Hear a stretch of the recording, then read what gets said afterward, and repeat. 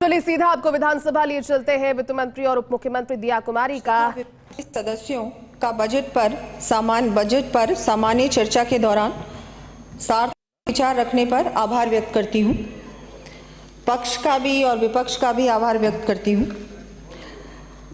माननीय सदस्यों के साथ साथ आम जनता ने भी इस अभूतपूर्व बजट का खुले दिल से स्वागत किया।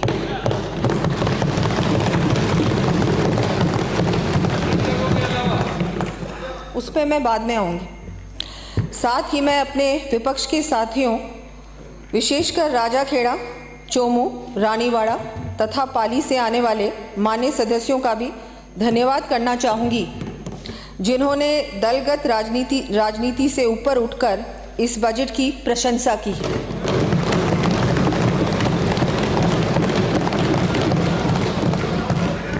मैं अपने उन विपक्ष के साथियों का भी आभार प्रकट करती हूं, जिन्होंने महत्वपूर्ण सुझाव दिए हैं तथा सकारात्मक आलोचना की है।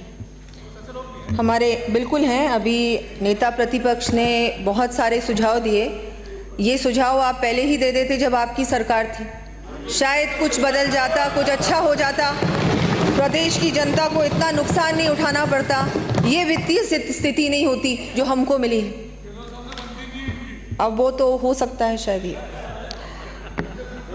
अब इन सुझावों को ध्यान में रखते हुए प्रदेश को विकास की नई ऊंचाइयों पर ले जाने का भरपूर प्रयास करेंगे।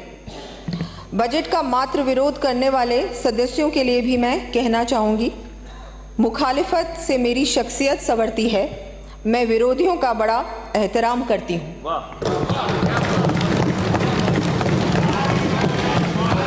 हमने प्रदेश के दीर्घकालीन लक्ष्यों, लॉन्ग टर्म गोल्स तथा विकसित राजस्थान एट 2047 को ध्यान में रखते हुए इस बजट को तैयार किया है।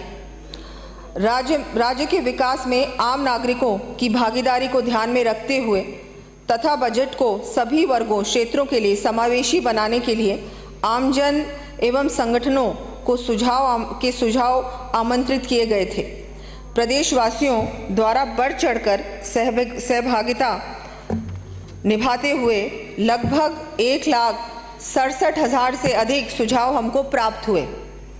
साथ ही हमारे द्वारा माननीय मुख्यमंत्री महोदय की अध्यक्षता में प्रदेश के विभिन्न महत्वपूर्ण स्टेक होल्डर्स यथा महिलाएं, स्वयंसेवी संस्थाओं, किसानों, उद्योगपतियों, व्यापार मंडलों, कर्मचारियों आदि संगठनों के साथ प्री बजट कंसल्टेशन मीटिंग्स आयोजित की गई थी।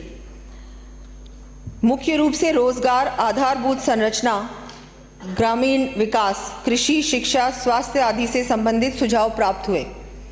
हमने इन सभी सुझावों का संबंधित विभाग से परीक्षण करवाकर इन सुझावों पर सकारात्मक कार्रवाई कर यथासंभव बजट में समावेशित किए जाने का प्रयास किया है।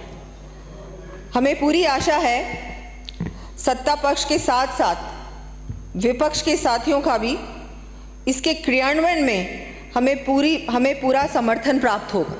बहुत आवश्यक है, आप बार बार कह रहे हैं इम्प्लीमेंटेशन, कैसे आप वित्तीय संसाधन उपलब्ध कराएंगे, हम करवाएंगे। डबल इंजन की सरकार है राजस्थान में, आप चिंता ना करें।